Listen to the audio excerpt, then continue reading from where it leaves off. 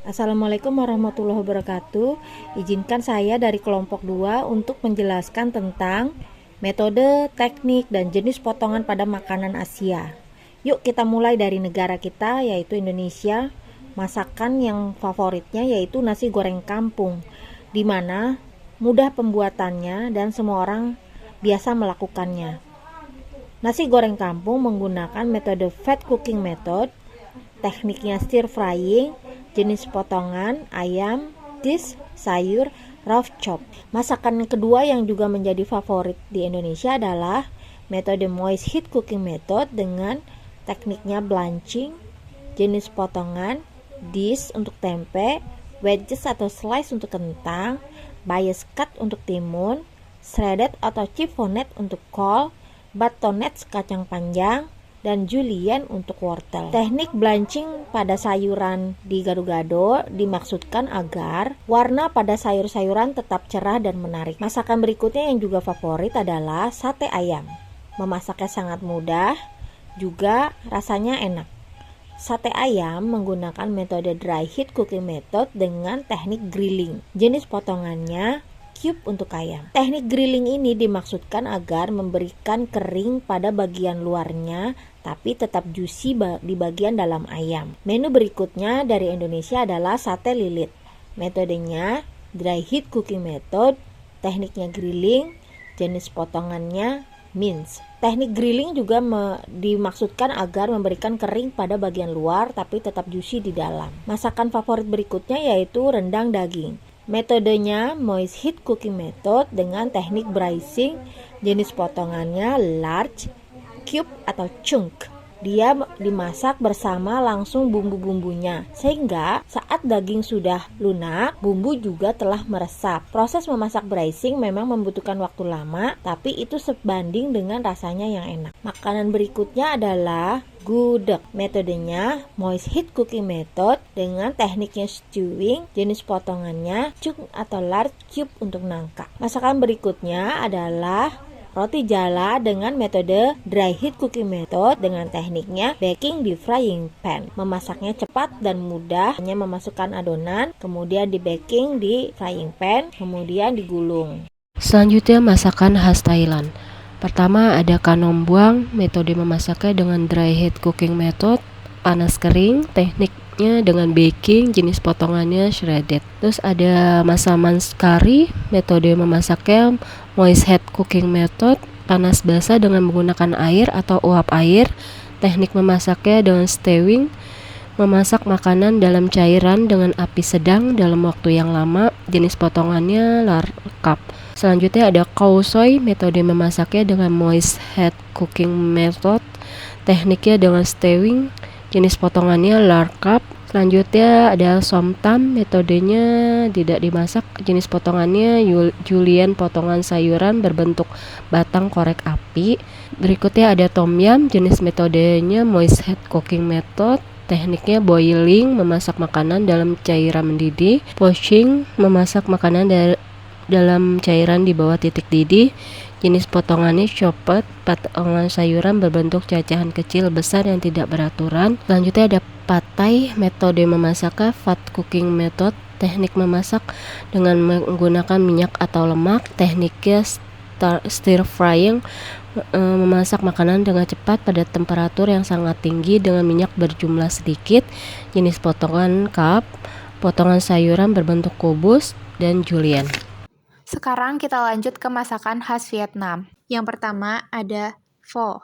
Ini adalah sup kaldu sapi atau ayam yang dimasak perlahan. Biasanya tulang direbus lama dengan api kecil supaya kaldu bening dan rasanya keluar sempurna. Makanya pho menggunakan moist heat cooking method dengan teknik simmering. Dagingnya dipotong tipis supaya matang saat disajikan.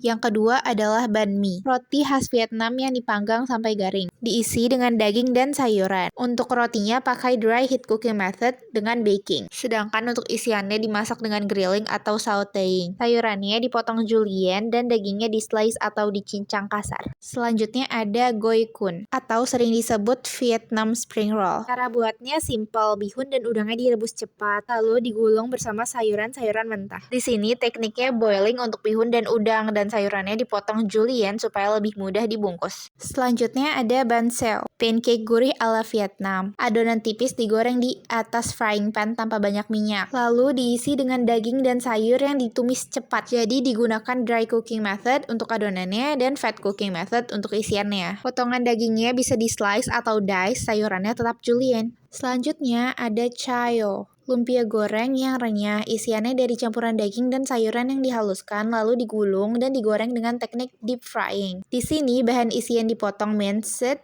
atau brunoise supaya teksturnya halus. Yang terakhir ada banh kun.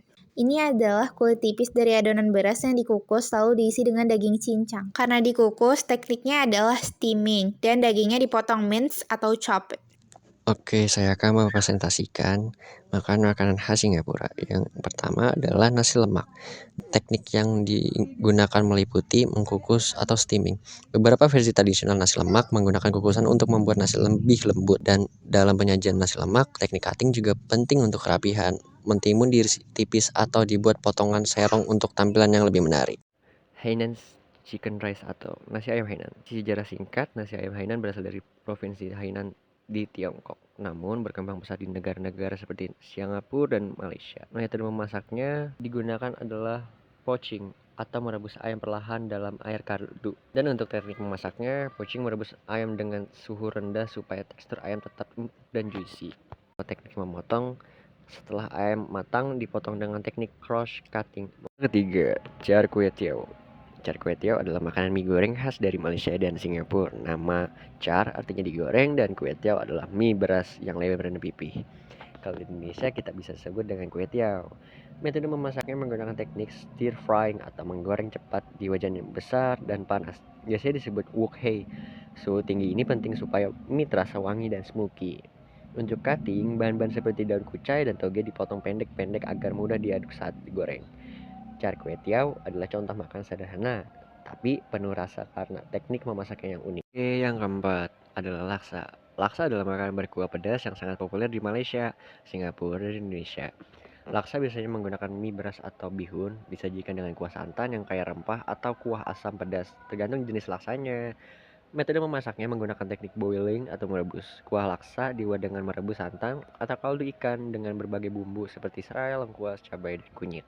Dan untuk cutting, bahan pelengkap seperti daun ketumbar, daun bawang, dan toge dipotong kecil atau pendek supaya mudah disantap bersama mie. Kelima adalah Pai Tea. Adalah makanan ringan yang berasal dari budaya peranakan, yaitu campuran budaya Tionghoa dan Melayu. Pai Tea berbentuk seperti cangkang kecil yang renyah, diisi dengan berbagai macam isian. Metode memasaknya adalah dengan deep frying untuk membuat cangkangnya. Adonan tipis digoreng menggunakan catakan khusus sampai menjadi mangkuk kecil yang kering dan renyah. Untuk isiannya biasanya menggunakan lobak putih, wortel, dan udang yang dimasak dengan teknik stir frying, tumis cepat. Bahan-bahan seperti wortel dan lobak dipotong halus memanjang agar mudah dimasukkan ke dalam cangkang. Dan untuk nama potongannya adalah julienne cut. Akhir adalah roti prata. Roti prata adalah roti pipih yang dimasak di atas wajan datar. Makanan ini berasal dari India Selatan dan dikenal juga sebagai roti canai di Malaysia. Metode memasaknya menggunakan teknik pan frying atau memanggang di atas wajan datar tanpa banyak minyak. Adonan dibuat dari campuran tepung, air, garam, dan sedikit minyak. Teknik penting saat membuat roti prata adalah stretching atau menarik adonan hingga sampai tipis tanpa robek. Lalu dilipat berlapis-lapis supaya hasilnya garing di luar dan lembut di dalam. Sekian presentasi dari kami. Terima kasih. Wassalamualaikum warahmatullahi wabarakatuh.